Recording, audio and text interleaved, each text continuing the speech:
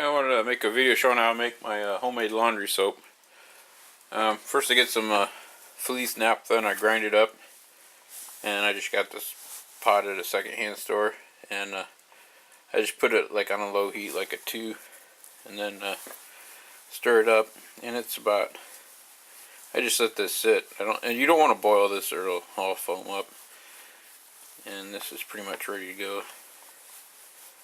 So that's, I guess, step 1 or something like that. Next what I do, next what I do is I get, this is a mixing, you probably can't hear me from there. This is a mixing jug. I got actually traded some soap for this jug, so that worked out good. And I put 10 gallons of water in it. This is my last gallon.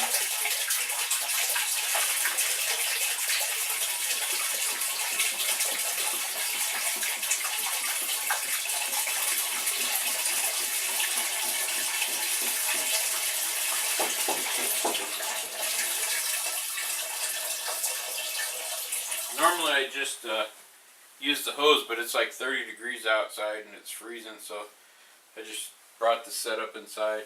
And then this is a mixture of a half a cup of washing soda and a cup of borax. I'm going to dry this funnel out and then we'll dump that in there. Okay, it's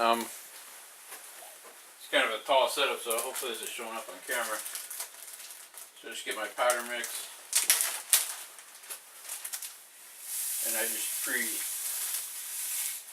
the parts together inside here. Just keep it in a bag.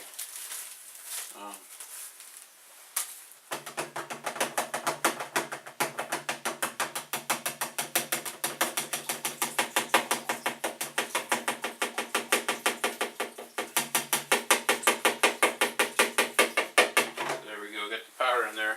Now I'm going to set up a mixing setup and I'll show you that here. Okay, here's what I do here is I hook up this drill. It gets pretty noisy when I plug it in, but I got it all, I just Velcro it on and I Velcro the trigger down to where I want it. I just want to make sure that it doesn't like bang around on the side of the plastic when I'm doing this. And so the last step here, well, not the last step, but I'm going to turn that on. It's going to be noisy.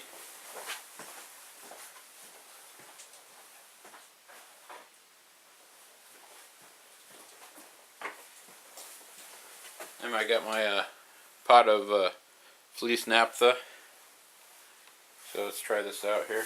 I like to have it stirring while I pour it in.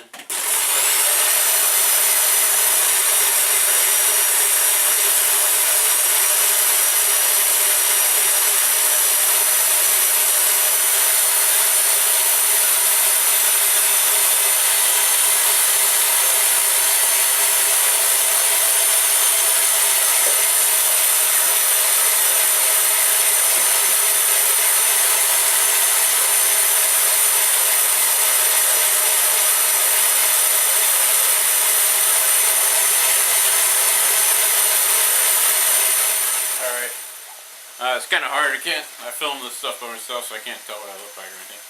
Anyhow, so I'll let that go overnight, and then tomorrow morning it'll be all blended up and ready to pour. And I guess I could show you a couple other things I do.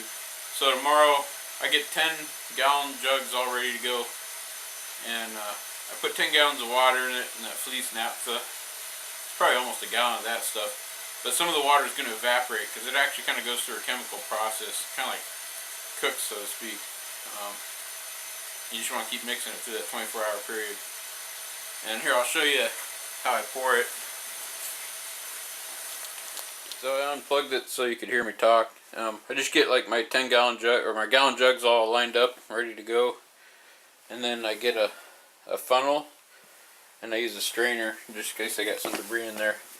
And I just put a spigot in there, so I just put the funnel, goes into the through the strainer and then into one of those gallon jugs there, and then I open up the valve and fill them up that way. every time I do this, well, not every time. When I do this, I like to try to automate a little piece at a time. Like when I first started doing this, I'd have to use 2 5-gallon jugs, and you gotta cut a lot of it and let it sit overnight, and it gets really chunky and stuff. This I get to do it kind of one shot. Some things I'm thinking about is, when I got a stick, I don't know where it is. Oh, here it is. But my mark wiped off. I don't see it. Oh, there it is. So anyways, got a stick with a mark on it, and when I use the hose, I just stick the stick in there, see how far it is, and when it's full, that's when I know. One thing I want to do is I'm going to put like a clear tube on the side here and mark the clear tube, and then when I can fill, I can see there. And each time I'll just keep automating it. Would be neat if I get it to the point where I could just push a button and it would like fill it up full of water, dump the powders in, and start to stir. I'd like to automate this. It's kind of a pain, keep hooking up my drill. Figure I'll find like an ice cream maker or something, and maybe I could probably screw down like a tube, not a 2x4, but like a piece of wood here, and hook up something more permanent. It's kind of nice having 2 holes too, because then I can like pour stuff in while I'm drilling and things like that. Oh, you can't see it here. I'll show you something on the end of the drill.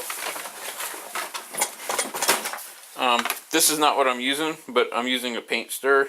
This is for like gardening, for your tomato plants. But like one time I couldn't find my paint stir, so I use this and it works okay. But I just go down and to a hardware store and get like a cement or paint stir. I think it's marketed as a paint stir for a drill, so you can mix up like 5-gallon, mix up your paint when you're getting ready to paint. And so I just hooked that to the end of this drill. Should have told you that before. You're probably wondering why I got a crazy drill in there just to go in. So it's got a stir around the bottom there, so it keeps it going. Anyways, I'm gonna shut off the video and let this thing get going, and maybe I'll show some videos of me filming, but that's not too exciting.